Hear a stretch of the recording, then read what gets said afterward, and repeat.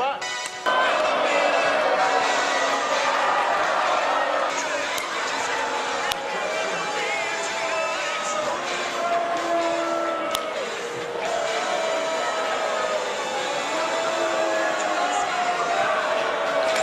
This is not the ideology of Friedman, Mises, or Hayek, or even John Stuart Mill or John Locke. So how did a movement that stands for so many of the values Western civilization was built on devolve into nothing but a seastead of misfits who are as divorced from reality as they are from social graces?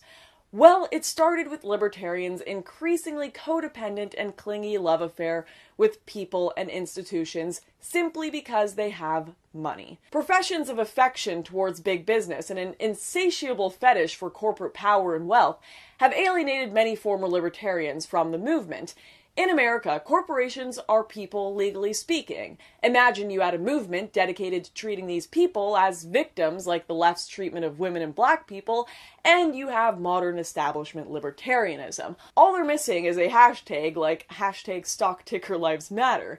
In practice, this means that, like their PC cousins, modern libertarians will twist everything, including the words of their supposed intellectual idols, in order to protect sacred corp. Take Ayn Rand. Supposedly, Rand is the ultimate apologist for big business in the libertarian canon. But if you actually read Atlas Shrugged, you'll see that Rand attacks business people who rely on government subsidies at least as hard as she attacks envious anti-capitalist intellectuals. In fact, one of her biggest villains in the book is the corrupt steel magnate named Orrin Boyle, who can only keep his business open because of government help. Of course, he masks this by lecturing the book's heroes for being selfish. So in other words, Rand tells us to be wary of a subsidy-guzzling monster who sanctimoniously and hypocritically tells others, don't be evil. Who does that sound like? Gee, maybe Google, Facebook, and Amazon, who libertarians seem to be doing plenty of white knighting for these days. Some right-wing populists have even advocated using the power of the state to force private tech companies to be run like quasi-governmental public utilities. Since it has the power to censor the internet, Google should be regulated like the public utility it is. None of this is a principled commitment to capitalism. It is a religious attachment to capital itself, and a sycophantic defense of those with capital. Now, once they've finished their daily ritual prayers to Wall Street, I know that establishment libertarians will probably respond saying, gee, Lauren, if you care so much about what libertarian intellectuals say, why do you ignore them on free trade and immigration? First off, I'm pretty sure only someone as stupid as Kim Jong-un believes the idea that free trade is bad all the time. If you could get every single country on Earth to let down their trade barriers completely and quit manipulating their fiat currency, you'd probably have a more economically efficient system. But that's like saying socialism would work great if only everyone would stop being so selfish. It's never gonna happen. Countries profit massively from trade where one side is completely open and the other is protectionist. Even the founding fathers knew that. The main reason Hamilton and Jefferson used free trade rhetoric was so that they could export cheap goods from America, meanwhile supporting protectionist policies that limit the influx of goods.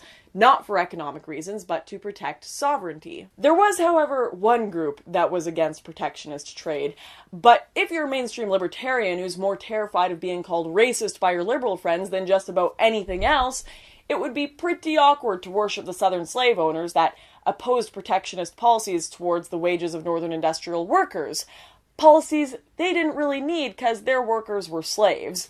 Abe Lincoln is lucky Reason magazine wasn't around in the 1860s, or America might never have stopped importing black people to do cheap agricultural work. Speaking of, let's talk about immigration. Of course, big business apologists would support open borders.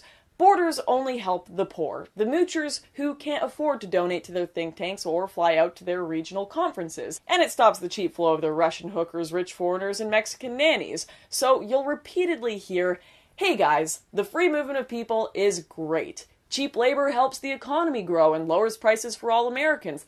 Plus, having border controls isn't very freedom-loving of us. We gotta let everybody come to this great nation. And all the while, they somehow forget that we live in democracies with vast welfare states, and that even libertarian hero Milton Friedman agreed that both democracy and welfare collapse when you let the whole world cross your borders. This is where some libertarians would say, get rid of the welfare state. Illegal immigrants are barred from using the welfare anyway, so why does it matter? Well, they still have kids who are citizens, and pro-welfare politicians will always find ways to sneak them into the voting booth. In fact, even if you did hypothetically destroy the welfare state, in a democracy, large companies, NGOs, and any interest group can literally just import voters to get their way, and good luck shrinking the state after that. So as a desperate final breath, some libertarians will just go full anarchist and say, get rid of the government totally, then we can have open borders. Okay, great. How? By donating to Cato? By following Reason on Twitter? I mean, sure, it's a nice idea in theory, but without some Fallout-style catastrophe, it ain't happening anytime soon. And no, North Korea, that is not an invitation. The purist libertarian position on free trade and borders really speak to an adherence to an abstract politics of principle devoid of any real-world context. Their ideology relies on every nation in the world having libertarian policies, and every culture in the world understanding and living by libertarian values. But outside the Reason, Cato, YAL, Beltway axes, where people have not washed down every axiom of libertarian theory with a river of Kool-Aid, people realize that a free culture needs borders to protect that freedom from cultures hostile to freedom. They understand that a ragtag team of nationless individualists won't be able to stop an invasion from Russia or China marching as one nation. I'm not going to pretend to have all the answers. I want it all too. I want no government, with no fear of authoritarian cultures coming in and creating a worse dictatorship.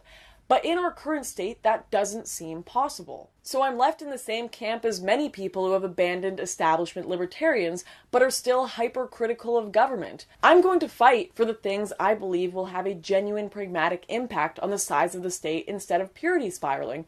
Closing the borders while the welfare state exists, trying to keep out authoritarian cultures, promoting alternative currencies, fighting for lower taxes, opposing restrictions on our free speech even if they do come from crony corporations. These are real things we can do, and that's why many libertarians are tired of the establishment movement not offering real solutions or rejecting them because of their pragmatism.